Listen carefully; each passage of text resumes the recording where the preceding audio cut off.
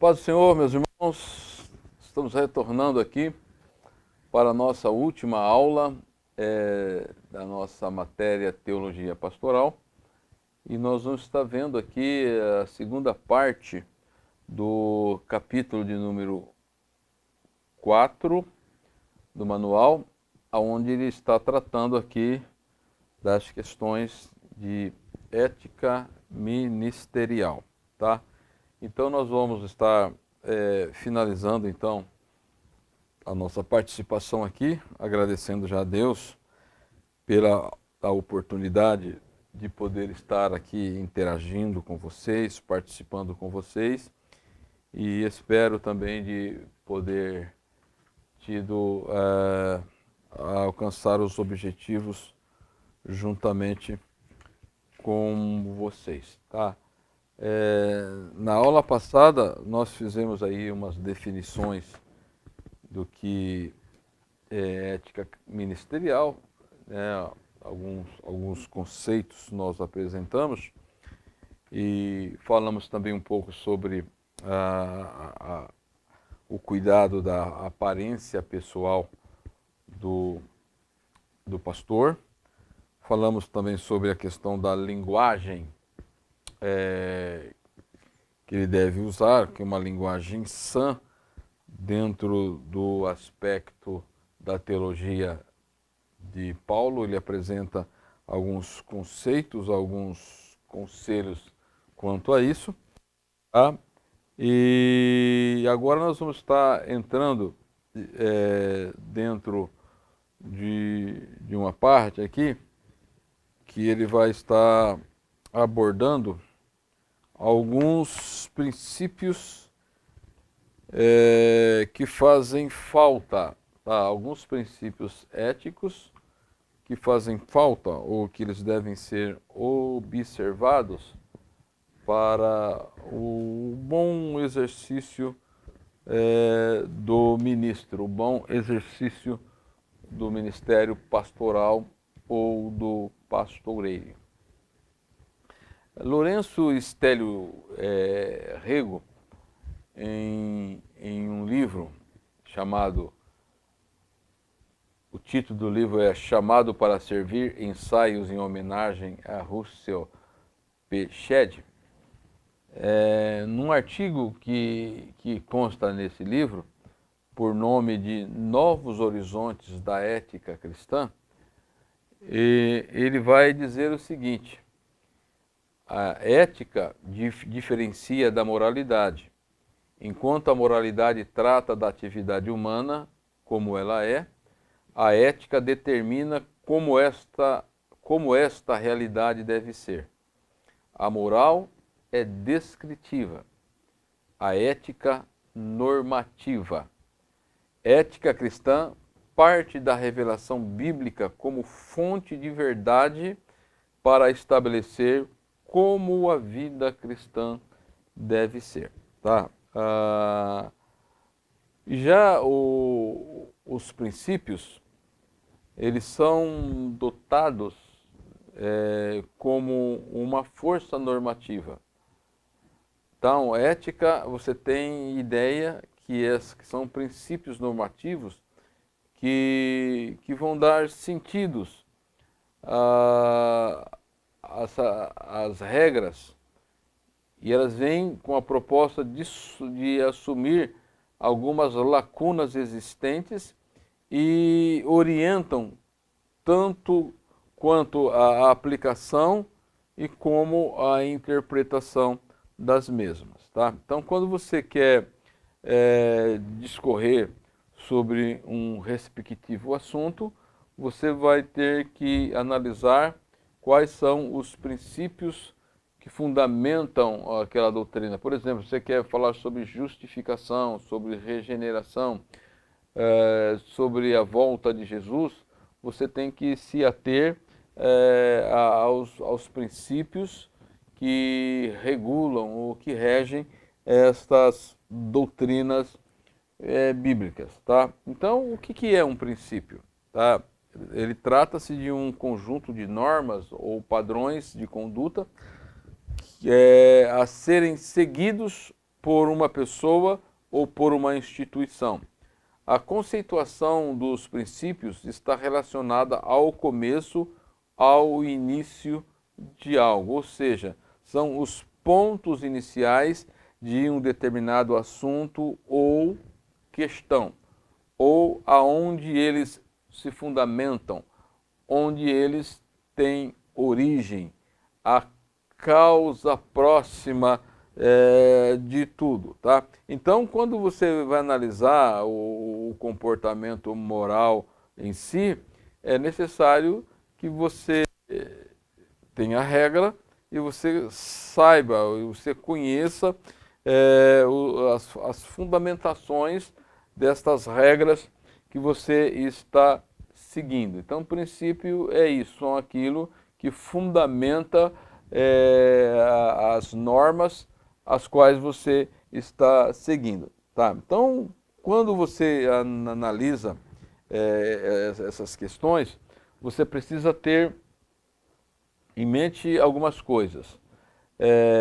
Qual é a natureza e as funções das normas éticas e cristãs. Tá? Então, a norma ela é ética, mas ao mesmo tempo ela é uma norma cristã.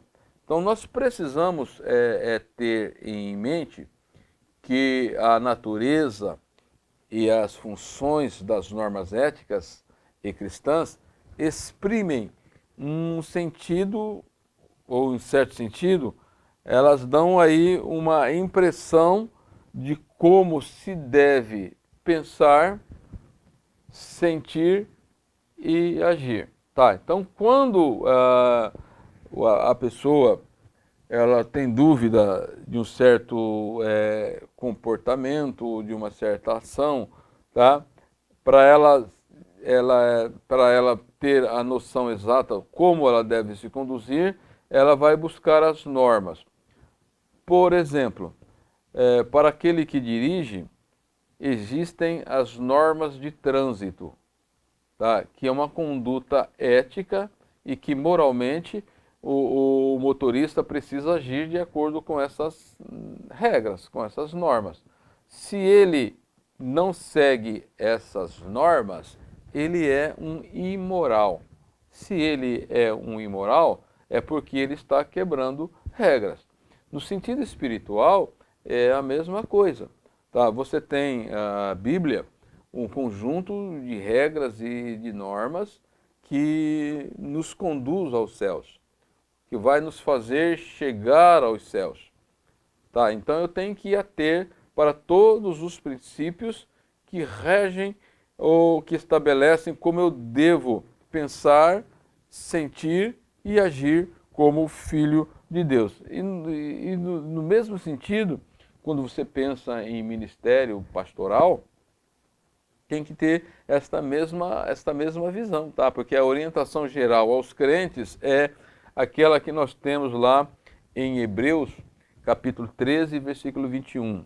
Vos aperfeiçoe em toda boa obra, para fazerdes a sua vontade, operando em vós o que é perante ele, o que perante ele é agradável por Cristo Jesus, tá? Então, quando você se fundamenta nas Escrituras Sagradas, ou quando você se volta para as Escrituras Sagradas com este olhar, tá, moral, esta moralidade, essa moral espiritual do nascido de novo, da pessoa que está caminhando para o céu, tá? E a pessoa ela vai verificar dentro do contexto da Bíblia que Deus, através das Escrituras, ele é a fonte de todas as normas éticas. Ele, não nós. Ele, não nós, decide o que é certo e o que é errado fazer. Foi exatamente isso que aconteceu lá no Jardim do Éden. Deus ele colocou lá uma árvore do conhecimento do bem e do mal e a árvore da vida entre todas as outras e disse, de todas podem comer, inclusive a da árvore da vida, mas a do conhecimento do bem e do mal, não. O dia que comeres, certamente morrerá. Então eles tinham uma norma e então eles tinham que se conduzir e essa conduta à vista da norma é que se chama de moral, que se chama de moral. Então nós como obreiros, como pastores, tá? Nós precisamos nos ater exatamente a isto. Quais são as regras, quais são as normas que a Bíblia estabelece para a conduta do pastor, do despenseiro, do presbítero, do bispo, tá? Então ele apresenta. Então é nesse sentido que todos os contextos, em todo o contexto da Igreja de Cristo, nós dependemos do Espírito Santo para termos esta percepção correta. Porque se eu não tiver o Espírito Santo morando em mim e agindo por mim, eu não vou ter esta percepção correta do ministério. Então veja então os conselhos que o apóstolo Paulo ele vai dar aos novos pastores, tá? Ele tinha lá muitos obreiros que trabalharam com ele, tá? E dentre esses nós temos o Timóteo e temos Tito, que eram pessoas que trabalhavam, que laboravam. Inclusive o Timóteo acompanhou o apóstolo Paulo em suas viagens missionárias, principalmente a partir da sua segunda viagem missionária. Tá, vejam só, então no capítulo 3 de 2 Timóteo, nós vamos ter a seguinte orientação de Paulo para Timóteo. Assim, tu, porém, permanece naquilo que aprendeste e de que fostes inteirado, sabendo de quem tens aprendido. Versículo 16. Toda a escritura divinamente inspirada é proveitosa para ensinar, para redarguir, para corrigir e para instruir em justiça, para que o homem de Deus seja perfeito e perfeitamente instruído para toda boa obra. Tá? Então você vai perceber aqui que Paulo ele considera o pastor ou líder, aquele que atua na liderança, na administração da igreja, que foi escolhido e designado por Jesus Cristo como homem de Deus. Homem de Deus. E este homem de Deus, para o exercício do pastorado, ele precisa passar por um aprendizado. Tá? O versículo 14 ele é bem claro nisso. Tu, porém, permanece naquilo que aprendeste e de que fostes inteirado, sabendo de quem tens aprendido. Tá? Então, esse capital de conhecimento precisa também ter noção correta de qual é a fonte desse aprendizado. É isso que o apóstolo Paulo ele orienta o Timóteo, tá? E nós temos certeza pelos contextos próximos e distantes desta carta que Timóteo ele aprendeu, ele foi um dos aprendizes com o apóstolo Paulo. E aí ele vai colocar o destaque das Escrituras, dizendo que toda a Escritura divinamente inspirada é proveitosa. Tá? Então, esse aprendizado, essa inteiração de Timóteo, ela deveria ser de acordo com as Escrituras, porque as Escrituras ela é proveitosa, ou ela tem a capacidade de ensinar, de redarguir, corrigir e instruir, tá? E para que o homem de Deus, ou aquele que foi chamado e designado para o pastorado, seja perfeito na sua pessoalidade, na sua individualidade, e também ele seja perfeitamente instruído para o exercício do ministério pelo qual ele foi chamado. Esta é a ideia que nós temos, que ela é patente aqui nesses conselhos que o apóstolo Paulo ele está dando a Timóteo. Depois, também ele vai conversar com Tito, tanto as cartas a Timóteo e a Tito são consideradas como cartas pastorais, tá? Então ele vai dizer o seguinte, capítulo 3, versículo 1 de Tito, diz assim, admoesta-os a que sujeitem, melhor dizendo, aos principados e potestades, e que lhes obedeçam e estejam preparados para toda boa obra. Então você percebe que tanto a Timóteo, a Tito, a ideia que ele diz aqui, que o pastor ele precisa estar devidamente preparado para toda a boa obra.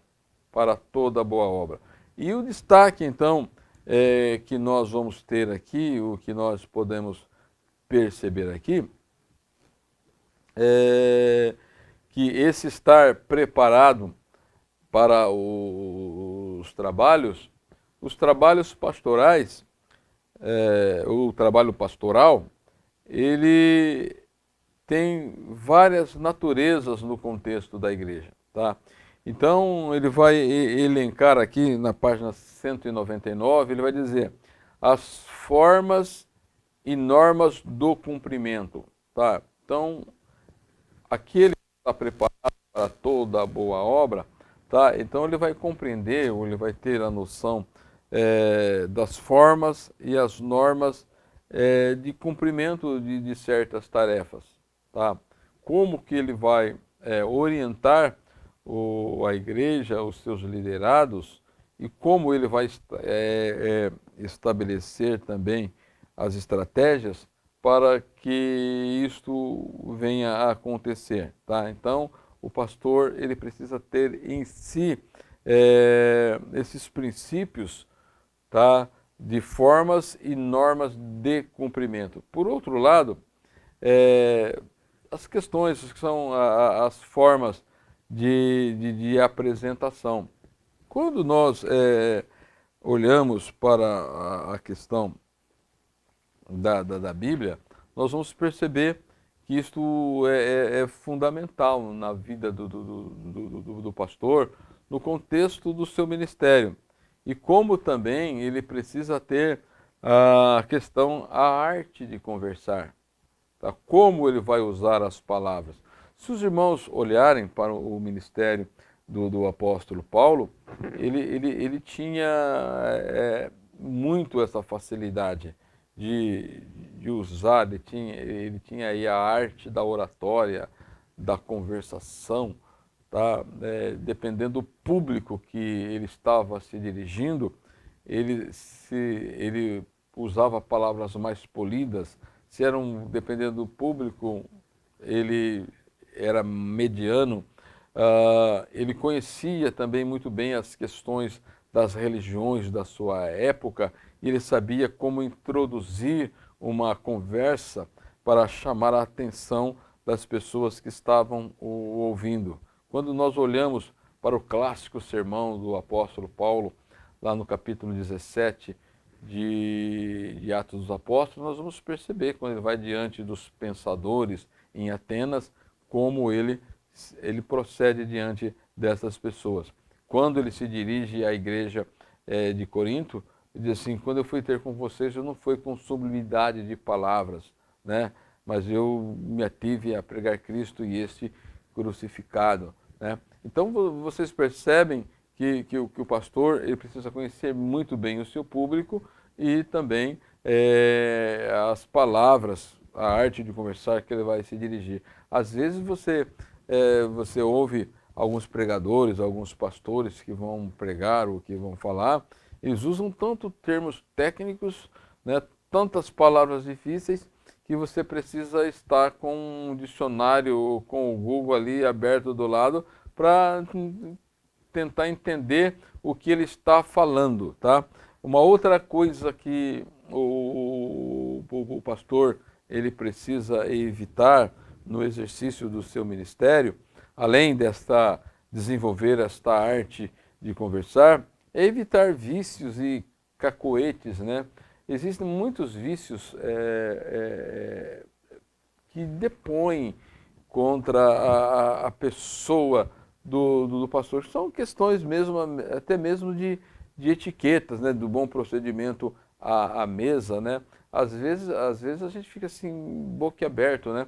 Quando você vai comer com uma pessoa, né? Eu me lembro, eu estou no contexto da igreja desde os idos de 1969, tá?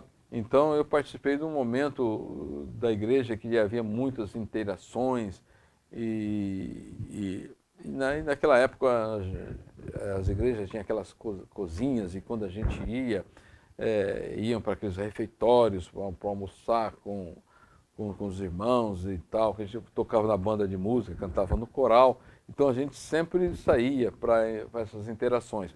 E às vezes quando a gente sentava na mesa com os pastores, na hora de comer era um desastre, né?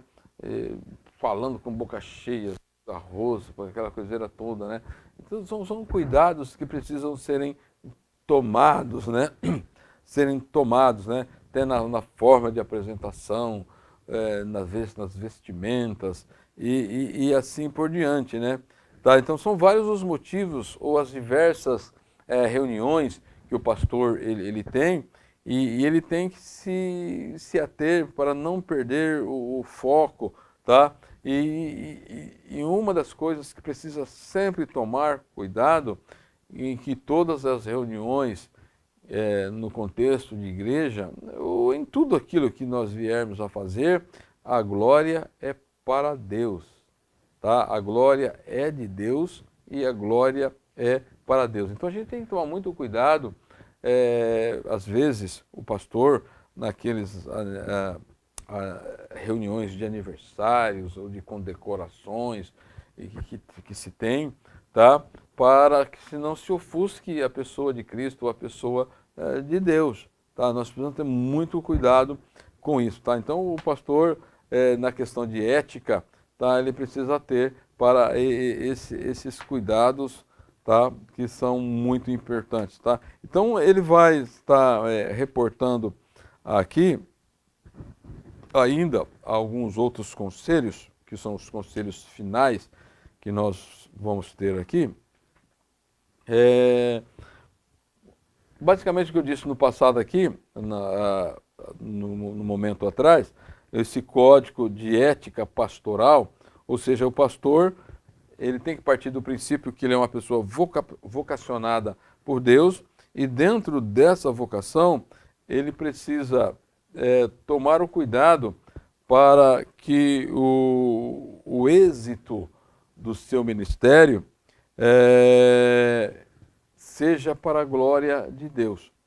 Em uma das aulas eu disse aqui que muitas vezes o pastor corre-se o perigo, tá, nessa quebra de decoro, tá? Porque a quebra de decoro aqui é a seguinte: eu tenho as normas e eu preciso me conduzir de acordo com as normas, tá? Então, quando eu quebro qualquer uma desses princípios que regem a minha vida pessoal e a minha vida ministerial, eu estou faltando com o decoro, estou faltando com o porte ou a conduta moral adequada, tá? Então sempre eu preciso conhecer quais são o código de ética pastoral, tá?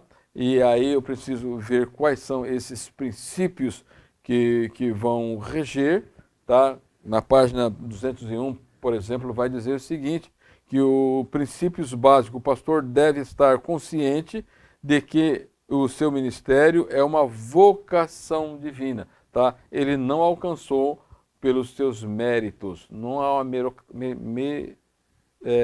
ou seja, o mérito e poder, tá? Então você tem que tomar cuidado que não é você que está atingindo por si só essas questões. Tem a vontade de Deus, tem a chamada de Cristo e tem aí a administração do Espírito Santo, tá? Então, basicamente, o pastor está numa posição de destaque dada por Deus, mas ele não deve se esquecer que ele é um mordomo ou um dispenseiro dos mistérios de Deus. Então ele deve ter cuidado para não manchar assim então o seu caráter, tá? Então é por isso que entra nessas questões aí a ética e a vida pastoral.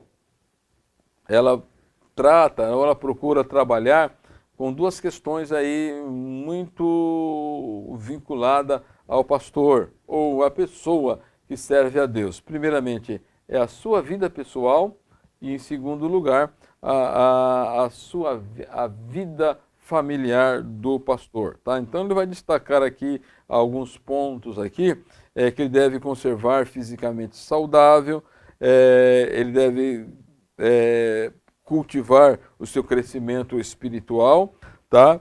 E deve abster-se dos costumes rudimentares ou aqueles costumes que possa vir prejudicar o pastor, tá? Então, quando você pensa no pastor como um indivíduo integral, tá? Então ele tem que ter os cuidados físicos, os cuidados psíquicos e os cuidados espirituais, tá?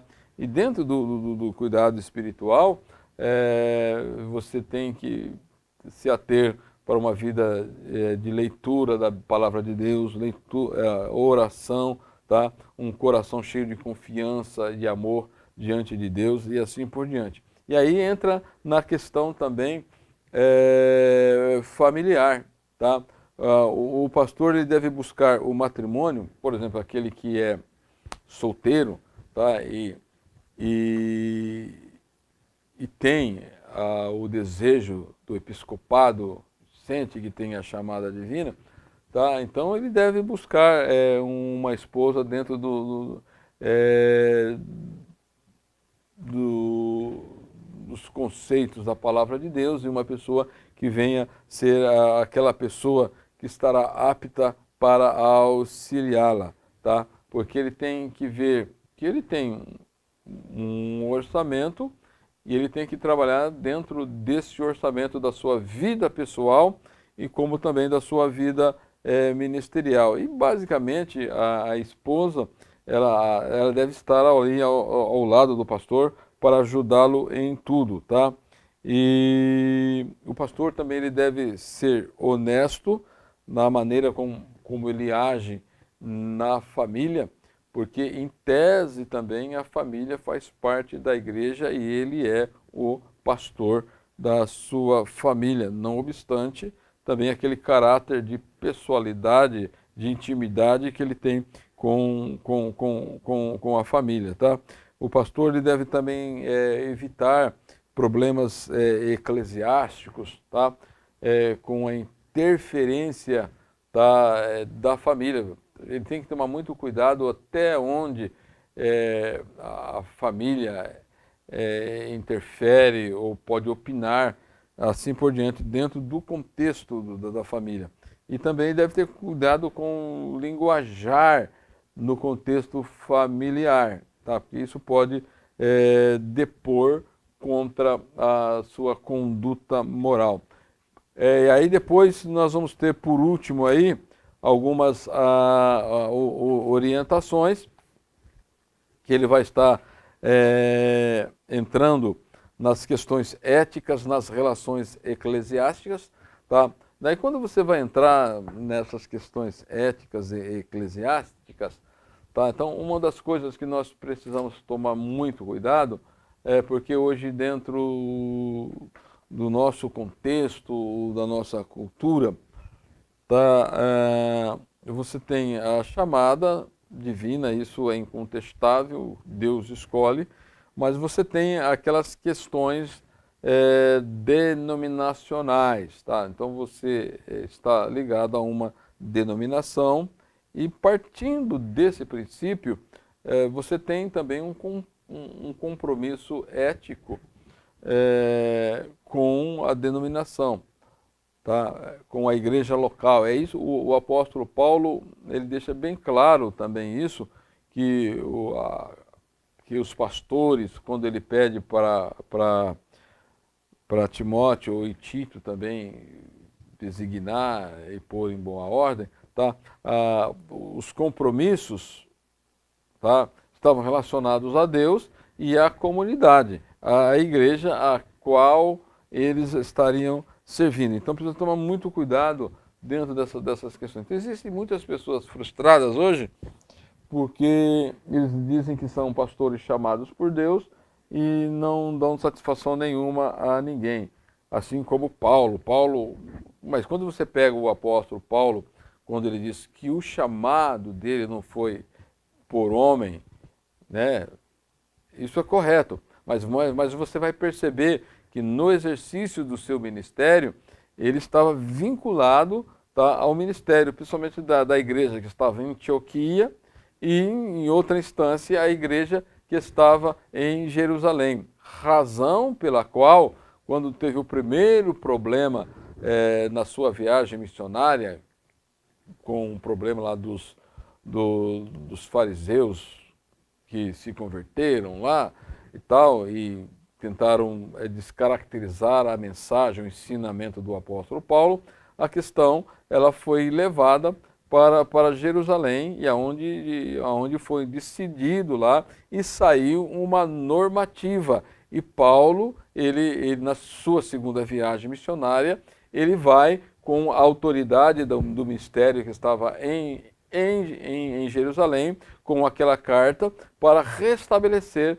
a ordem ministerial. Então Paulo diz, o chamado dele não foi de homem, mas de Deus. Mas no contexto das relações eclesiásticas, ele estava ligado, sim, à igreja, tanto a igreja de Antioquia, que foi a que encaminhou ele por ordem do Espírito Santo e que dava todo o suporte, e a igreja de Jerusalém, as grandes questões que resolveriam, que nós poderíamos chamar, que era uma questão mais convencional, um concílio que foi realizado, que foi como nesse aspecto que tem aqui, como deve ser o nosso comportamento em relação aí às convenções, seguir aí os critérios. Mas eu sou homem, mas eu não preciso de passar pelo crivo humano. Se os irmãos olharem para as cartas pastorais, tá? As pessoas, os candidatos ao ministério, sim, eles passavam por um crivo. Aí ali o apóstolo Paulo, ele estabelece alguns princípios pelos quais o obreiro ele era avaliado, ele era aquilatado para poder assumir o ministério. Tá? Sabemos que nos dias de hoje, tanto essas questões de igrejas locais, elas são denominacionais e aí tem aí as suas convenções distintas. Então a gente precisa ter muito cuidado com isso para estas análises, tá? Daí você vai ver os cuidados que o pastor ele deve ter em relação à igreja como corpo de Cristo, tá? E os deveres que ele tem, não perdendo que a igreja é de Deus e que ele foi dado à igreja. E aí também o cuidado, existem pastores quanto ao seu trabalho, tá? Devemos tomar muito cuidado dentro dessa questão para nós não sermos como aqueles que estão trabalhando em campo alheio. O apóstolo Paulo, ele tinha muito cuidado dentro desse aspecto para não causar conflitos ministeriais com os seus irmãos que estavam trabalhando. Tá? Por isso que quando ele percebe que já havia esgotado todas as ações na região ali da Ásia Menor, da Galácia e assim por diante, tá? Então ele se propõe a ir para um outro lugar, tá? Então nós precisamos tomar cuidado com isso, tá? Daí depois, a partir da página 208, ele vai apresentar aqui algumas orientações das atividades ministeriais, tá? E aí está bem explicadinho, os irmãos devem ater bem para estas questões, tá? Então, o que nós vamos perceber diante daquilo que nós estudamos nesse manual, só recapitulando aqui, os cuidados que nós precisamos ter em mente, que nós avaliamos aqui a questão da chamada e o preparo do obreiro, como se dá essa chamada e como ele se deve se preparar. Nós analisamos também aqui quanto o ministério, o ministro e o ministério, tá? Perigos e problemas que pode se enfrentar à vista desta chamada, desse preparo e do exercício efetivo do ministério. E aí algumas orientações sobre o ministro, o culto e a mensagem. E por último, nós analisamos e verificamos as questões da ética ministerial, ou seja, como é que o pastor ele deve se comportar diante de toda a explanação ou de todas as ações, de todas as tarefas, tá, que ele tem ao longo do seu ministério. Tá? E o desejo do nosso coração é que o Espírito Santo possa vir ajudar a cada um de vocês e que vocês, se o Senhor tiver uma chamada para vocês e designá-los para liderar uma igreja, que vocês venham ser pessoas abençoadíssimas e que nunca percam o seguinte foco: a igreja é de Deus e é Ele quem dá pastores à igreja. Tá? Se amanhã ou depois vocês vierem ser comissionados para um trabalho de maior envergadura no contexto da igreja, não percam esses princípios que nós analisamos nesta matéria Teologia Pastoral. Que Deus em Cristo nos ajude, que Deus em Cristo nos abençoe. Amém.